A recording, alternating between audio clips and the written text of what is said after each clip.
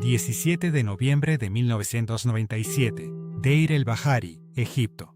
El cálido sol de noviembre ilumina el valle del Nilo, y los primeros visitantes en Deir el-Bahari esperan con impaciencia en las taquillas para explorar el templo funerario de la reina Hatshepsut. De repente, ante el taquillero adormilado aparecen varios jóvenes árabes armados con fusiles automáticos. Disparan al taquillero. Luego se giran y comienzan a disparar a los visitantes, que están en estado de shock. En el pánico la gente se dispersa, pero es demasiado tarde. Las ráfagas derriban a varios de una vez, y tras unos minutos, todo queda en silencio.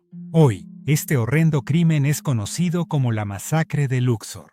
El saldo final es de 64 cuerpos, 36 suizos, 10 japoneses, 6 británicos, 4 alemanes, 2 colombianos, 1 francés, 1 búlgaro y 4 egipcios, uno de ellos el guía turístico Adel Hassan. En el lejano 1944, Adel tenía 16 años, y los periódicos egipcios publicaron su misteriosa desaparición en los desconocidos subterráneos bajo Saqqara. Una desaparición en la que vio cosas que, según él, sería mejor que permanecieran olvidadas. Bienvenidos a la realidad oculta. Esta inquietante introducción era necesaria porque, como habrán entendido, una de las víctimas es Adel Hassan, el protagonista de hoy. No creo que sea necesario comentar más sobre las repugnantes acciones de los extremistas islamistas, así que continuaremos directamente con el tema de hoy. Todos hemos oído las leyendas sobre los misteriosos subterráneos bajo Giza y Saqqara en Egipto, sobre los secretos ocultados por el Ministerio de Antigüedades, secretos que la ciencia convencional no puede aceptar, secretos que revolucionan nuestra historia. Pero, por ahora, todo esto son solo leyendas. Nada más. El tema de los subterráneos misteriosos de Egipto me ha dado material para varios episodios en el canal. Personalmente, había oído pequeños detalles de la historia de Adel, pero nada concreto. La historia permaneció poco conocida hasta 2019, cuando el famoso autor y defensor de la hipótesis del contacto paleolítico, Erich von Däniken, publicó un libro curioso, el número 42 de su serie. En él se encuentran las confesiones del egiptólogo Adel Hassan. Erich von Däniken es una figura controvertida, y algunas de sus hipótesis pueden parecer absurdas, pero hay puntos en los que tiene aciertos bastante buenos. En este libro no se habla de extraterrestres ni cosas por el estilo. Aquí el tema está relacionado con los misteriosos subterráneos no descubiertos del necrópolis de Saqqara y las actividades de los cazadores de tesoros en Egipto. Debemos entender que cada país con un rico pasado tiene también cazadores de tesoros, para bien o para mal. En el Egipto de siglos pasados, estos secretos eran una mina de oro para cualquier arqueólogo, egiptólogo, investigador, cazador de tesoros o aventurero. Esto no incluye solo a extranjeros. Se cuentan historias de que el líder del legendario clan de cazadores de tesoros, los Rasul, concretamente Ahmed Rasul, llevó en septiembre de 1922 al mismísimo Howard Carter a la tumba de Tutankamón en el Valle de los Reyes. El clan Rasul existe hasta el día de hoy. No son solo una mafia de cazadores de tesoros, sino que tienen una gran influencia y conocimientos, hasta el punto de que incluso el Ministerio de Antigüedades los consulta. Por supuesto, esta sigue siendo información no oficial que el gobierno egipcio niega. Leyendas similares circulan en nuestras tierras, ya sea sobre el oro de Balchán Voivoda, las enormes ciudades subterráneas, o los descubrimientos de cazadores de tesoros como Kraschupulev en la cueva Mateitza de la Pili. Como mencioné antes, cuando una tierra guarda tesoros incalculables, es inevitable que haya cazadores de tesoros y buscadores. Así fue y así será, nos guste o no, pero volvamos a Erich von Däniken y Adel Hassan. Según las palabras de Däniken, conoció a Adel en 1981, cuando éste guiaba uno de sus grupos durante las visitas regulares a Egipto. En aquellos años, en El Cairo, había una agencia turística que funcionaba como un centro de distribución para los guías. Las listas de los grupos de viajeros esperados se colgaban en un gran tablón y se clasificaban según criterios como el número de participantes, el itinerario, el idioma, la edad, etc. Adele trabajaba en esa agencia, y al ver el grupo de von Däniken, decidió encargarse de él. Adele hablaba un alemán perfecto, ya que había estudiado en el Instituto de Egiptología de la Universidad de Viena. Conocía muy bien la egiptología y también estaba familiarizado con las obras de Erich von Däniken. Desde entonces, ambos comenzaron a trabajar juntos e incluso se hicieron buenos amigos. Con el tiempo, Adele fue revelando poco a poco sus secretos a Däniken, hasta llegar a contarle sus actividades como cazador de tesoros en su juventud.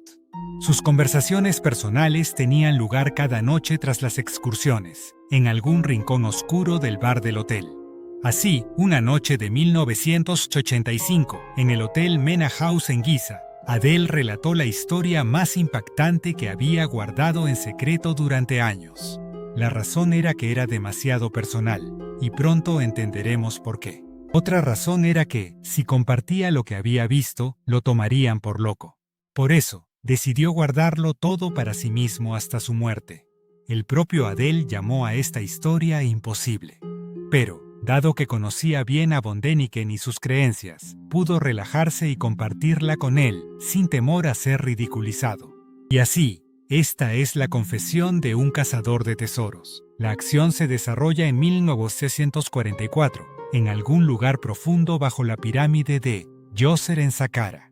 Aquí quiero hacer un paréntesis para aclarar algo. En vídeos anteriores, cuando hablé de Saqqara, recibí críticas por supuestamente confundirla con el Sahara. Para quienes no lo sepan, quiero aclarar que son cosas diferentes. El Sahara es el desierto, mientras que Saqqara es un enorme necrópolis del Reino Antiguo, ubicado a pocos kilómetros al sur de la meseta de Giza. Allí se encuentra la famosa pirámide escalonada del faraón Djoser, que se cree fue diseñada por el legendario arquitecto Imhotep, a quien hemos mencionado varias veces en La Realidad Oculta. En el episodio 101, examinamos en detalle un objeto interesante en el territorio de Saqqara, el Serapeum, que hoy puede visitarse. Es posible que haya alguna conexión entre él y lo que escucharán en la historia de hoy. En 1944, Adele tenía 16 años, y su padre, Salif, y su tío tenían una pequeña tienda de souvenirs y antigüedades en los alrededores. Como saben, eran tiempos en los que la Segunda Guerra Mundial arrasaba Europa. Aunque Egipto estaba en calma, el turismo no prosperaba. Pueden imaginarse cómo se mantenía la familia en esos días. Como ocurre hoy, había compradores que buscaban y pagaban grandes sumas por hallazgos auténticos destinados a museos o familias ricas. A veces incluso se falsificaban los certificados. No hace falta que les explique cómo funcionaba todo esto. Seguro que recuerdan los eventos relacionados con la valiosa colección de Vasil Boshkov, que desapareció en el olvido. Así, en 1944, el padre y el tío de Adele descubrieron una pared artificial en Saqqara, tras la cual creían que había una tumba antigua. Cada noche, a la luz de la luna, Adele, su primo, su padre Salif y su tío se dirigían al lugar, esperando encontrar un gran tesoro. Los dos chicos hacían guardia vigilando los alrededores, mientras los adultos cavaban con ahínco. Una noche de julio abrieron un pequeño orificio, cubriendo sus bocas con pañuelos gruesos. Los cazadores de tesoros egipcios usaban esta técnica porque los pañuelos protegían la nariz y la boca no solo del polvo, sino también de posibles venenos que pudieran filtrarse a los pulmones. Venenos que algunos consideran la famosa maldición de los faraones, pero eso lo discutiremos en otro episodio. El orificio era tan pequeño que solo Adele, con su cuerpo delgado de 16 años, podía pasar por él. Le dieron una linterna y lo metieron dentro. Permítanme citar a Adele, tal como lo citó von Däniken en su libro. Lo primero que noté fue un disco solar alado, como los que conocía de los frisos de muchos templos. Los colores dorados se reflejaban en la pared. Mi padre me preguntaba si veía algún sarcófago, pero no había ninguno. Había 2 arcas doradas cubiertas de jeroglíficos e imágenes que no entendía. Emocionado, informé de mis descubrimientos, y desde fuera me ordenaron que no abriera los cofres bajo ninguna circunstancia. ¿Qué más veía?, grité al abuelo, y enfoqué un ojo verde de un animal, que me resultaba familiar de la escuela y las paredes de los templos. Finalmente, mi linterna se deslizó por una escena de niños que miraban al cielo. Estaban descalzos, con la piel marrón rojiza. Luego noté en la pared izquierda una abertura que parecía conducir a alguna cámara. Su padre le prohibió seguir adelante, pero no podía salir por el orificio. De repente, el techo del colapso se derrumbó, y Adele quedó atrapado en una cámara oscura y polvorienta.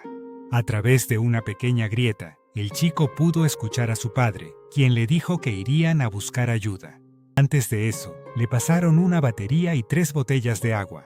Adele se sentó con las piernas cruzadas en el suelo y comenzó a iluminar lentamente toda la cámara, describiendo detalladamente lo que veía. Vio un gran relieve de una cobra, cuyo cuerpo era dorado, adornado con piedras de un rojo intenso. Sus ojos eran de un material verde.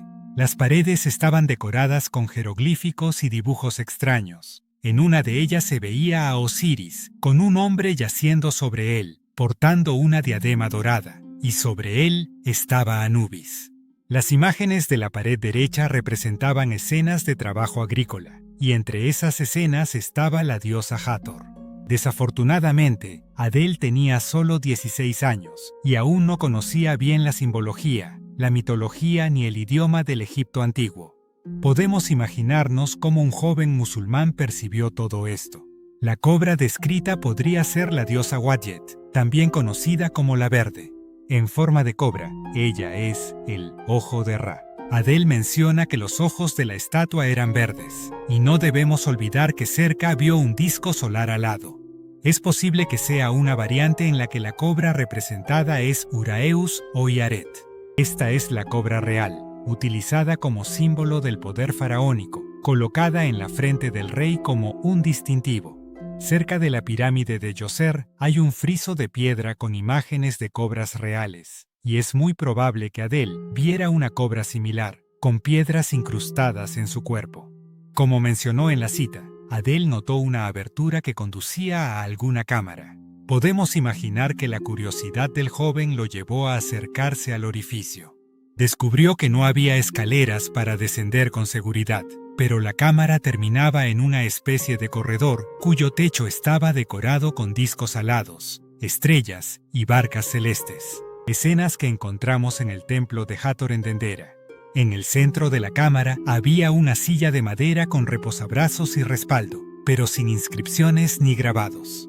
Era una simple silla del Egipto antiguo. Quiero detenerme aquí un momento para señalar que, hasta este punto, nada en el relato es extraño o irreal. Las imágenes que Adele ve son precisas para la iconografía del Egipto antiguo. Pero después de sentarse en la silla de madera, la historia se vuelve muy extraña. Dudé antes de sentarme en ella, y fue como si comenzara el primer milagro. Diferentes piedras en las paredes brillaron débilmente al principio, como si esperaran permiso. Primero, como un carbón ardiente rojo oscuro que se apaga. Luego, el color pasó a naranja y, finalmente, a un amarillo brillante. Y así se quedó. Miraba fijamente y no me atrevía a moverme. No eran las paredes las que brillaban, sino las piedras individuales en ellas. Una luz suave iluminó toda la cámara. Adele le contó a Deniken que había leído sobre tales piedras en los manuscritos del historiador egipcio medieval, Al-Makrisi. En su obra, abreviada como Al-Gitat, escribe en varios lugares Tusbire sobre las pirámides de Giza. Allí menciona piedras luminosas utilizadas en su construcción, y más tarde se hace referencia a ellas o ellas en los cuentos árabes. Según Makrisi, eran llamadas Andarani y brillaban como lámparas en la oscuridad. Así, después de que todas las piedras brillaran, Adele pudo ver claramente toda la cámara. Era cuadrangular, y en su centro había una arca dorada, sobre la cual estaba posado un halcón que lo miraba. Curiosamente, sus ojos eran los de un pájaro vivo. El propio pájaro estaba vivo, y el chico lo miraba con desconcierto, preguntándose cómo había llegado a esos subterráneos. Superando su miedo, el chico se acercó a la arca con el pájaro y se dio cuenta de que no era un cojín dorado, sino una especie de esterilla. La atmósfera parecía encantarlo. Sentí una oleada de alegría. Olvidé las preocupaciones, así como las órdenes de mi padre y mis acompañantes, Ahmed y Mahmud. Coloqué un pañuelo bajo mi cabeza y cerré los ojos. Adel se durmió, pero cuando despertó, frente a él estaba, cito, la doncella más hermosa del mundo. Ella hablaba lentamente y comenzó a calmarlo, diciéndole que no tenía nada que temer y que lo había estado esperando. Su nombre era Malinia. Era joven y su cuerpo estaba envuelto en un velo azul transparente. Podemos imaginarnos la reacción de un chico que nunca había visto a una mujer desnuda. Les ahorraré los detalles y las emociones que Adel experimentó, diciendo solo que llegó a un acto sexual. Más tarde, Adel despertó, tranquilizándose al pensar que todo había sido un sueño. Pero a su lado yacía un chal azul transparente. ¿Qué pasó realmente? No lo sabemos. Es posible que todo fuera solo un sueño, o quizás alguna alucinación. Erich von Däniken nos asegura que, hasta sus últimos días, antes de convertirse en víctima de los extremistas islamistas, Adel guardó ese chal. Pero, en realidad, no tenemos pruebas, solo su palabra. Tras despertar, Adel se dio cuenta de que las piedras luminosas no eran un sueño, ni tampoco el extraño halcón, que ahora estaba posado en el respaldo de la silla de madera, mirándolo de nuevo. Consciente de la situación en la que se encontraba, Adel comenzó a buscar una salida presa del pánico. Por casualidad descubrió que bajo la esterilla dorada había otra cámara, pero no era horizontal, sino que descendía suavemente hacia abajo. Al bajar por ella, Adel llegó a una oscura red de túneles, un verdadero laberinto. Y, lo que llamó su atención, el halcón descendió desde arriba y lo guió a través de los túneles. Finalmente, llegaron a una extraña sala grande. Parecía que estaba en una cámara más grande. La linterna iluminó un trono que estaba en el suelo, sobre una especie de podio al que conducían 7 escalones. El reflejo del trono era como si fuera de oro. Nadie estaba sentado en él. Había entrado en una sala cuadrada con paredes de unos 20 metros, cubiertas con los habituales jeroglíficos, complementados por estatuas de varios dioses en diferentes variantes. Reconocí a 4 de ellos, y en el techo estaba representado un cielo estrellado azul oscuro con barcas celestiales, además de Horus y sus discos solares alados. Sobre el trono había un enorme águila con las alas extendidas. Con cierto respeto, me acerqué a los escalones y puse un pie en el primero. Una descarga de corriente eléctrica me golpeó, lo suficientemente fuerte como para hacerme retroceder. Años más tarde, ya como adulto, me pregunté de dónde venía esa electricidad. ¿Cuál era la fuente de energía? Siempre llevaba un cubrecabezas protector, ya sabes, contra posibles venenos, y también el suave chal de Malinia. Lo doblé, lo extendí sobre los escalones e iluminé toda la escena. De repente, noté cómo una de las figuras se movió rápidamente. El paño voló por el aire y cayó al lado del podio. Solo Dios sabe qué espíritus habitan allí, pero entendí que subir esos escalones era mortalmente peligroso y desistí. Todo esto suena como el guión de una producción de Hollywood. Personalmente, me recuerda las pruebas que enfrentó Indiana Jones en El Último Cruzado. Lo que impresiona es el trono y los escalones. En otro lugar donde encontramos una descripción similar de un trono es en el Antiguo Testamento, específicamente en el tercer libro de los Reyes, capítulo 10, versículos 18 al 20, y también en el segundo libro de las Crónicas, capítulo 9, versículos 17 al 19. El rey hizo un gran trono de marfil, cubierto de oro puro.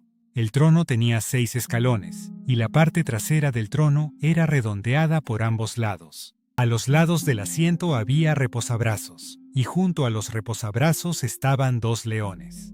Y otros 12 leones estaban de pie a ambos lados de los 6 escalones. No había nada igual en ningún reino. El destino del misterioso trono del rey Salomón no está claro. Según las escrituras hebreas, el trono fue llevado por el rey Nabucodonosor a Babilonia. Cuando el rey intentó sentarse en él, se lastimó. Según el Targum Sheni, una interpretación del libro de Esther, el trono de Salomón fue el primero en estar hecho con partes mecánicas y móviles, un mecanismo antiguo. Hay que admitir que esto suena bastante intrigante. Estos mecanismos en el trono recuerdan mucho a las descripciones dadas por Adele en los subterráneos de Saqqara. Cuando me encontré con esta historia por primera vez, un pensamiento cruzó por mi mente. Realmente, nadie sabe dónde está el trono de Salomón. Sabemos que el faraón egipcio Sheshonq quiso sentarse en él, y el primer león le rompió el fémur. Huyó, y por el resto de su vida lo llamaron el faraón cojo. Sabemos que Nabucodonosor se llevó el trono a Babilonia, y luego fue llevado a Persia por el rey Darío. Se dice que después Alejandro Magno ordenó que lo llevaran a Egipto. Es importante señalar que el rey Siamón quiso tener un trono similar e invitó a los mejores artesanos de Egipto, que entendían estas tecnologías y mecanismos antiguos, para realizar la tarea. Como ven, el trono de Salomón y el antiguo Egipto están claramente conectados. Entonces, es posible que Adele viera precisamente el trono de Salomón, escondido en lo profundo de los subterráneos de Saqqara. ¿O era simplemente un prototipo, similar al de Salomón? Estas preguntas y pensamientos son demasiado audaces. Pero, ¿y si realmente estamos hablando de una tecnología antigua que los sacerdotes egipcios entendían y desarrollaban? Y esto era solo un ejemplo, escondido en los subterráneos. Sé que suena descabellado, pero en futuros episodios se convencerán de cuántas rarezas similares se mencionan en los textos antiguos. Por ahora, estamos en un callejón sin salida, la situación habitual. Muchas preguntas y ninguna respuesta. Pero volvamos a Adel Hassan. Detrás del trono, notó una extraña imagen que parecía un mapa del mundo. Adele comparte que sus ojos infantiles no entendían lo que veían, y solo lo comprendió cuando creció. Asustado por los extraños mecanismos del trono, pensando que estaba habitado por espíritus o genios, Adele huyó en pánico por otro corredor. Tras vagar durante algún tiempo, la historia termina con un final feliz cuando el chico llega a una pequeña cámara desde la que escucha voces. Resulta que pertenecían a trabajadores que excavaban el templo de Ptah, en las ruinas de la antigua ciudad de Memphis. De alguna manera, vagando por los laberintos subterráneos bajo Saqqara, Adele recorrió 5 kilómetros en unos pocos días. Si todo esto es cierto, podemos imaginarnos cuán vasto es el mundo subterráneo que aún yace bajo las arenas del Sahara. Así termina el increíble relato de Adele Hassan. En 1985, Adele le pidió a Erich von Däniken que no compartiera nada de esto, ya que aún no estaba listo. 12 años después, sin embargo, se convirtió en una de las víctimas de la masacre de Luxor. En 2019, a sus 84 años, von Däniken consideró que el mundo estaba listo para saber lo que su amigo Adel Hassan vio y experimentó en los subterráneos de Saqqara. Hay que admitir que el relato es extraño y dudoso, pero las descripciones precisas impresionan y plantean aún más preguntas. Me encantaría leer qué piensan ustedes al respecto en los comentarios, porque la historia es realmente desconcertante. Es completamente posible que todo fueran solo alucinaciones o sueños.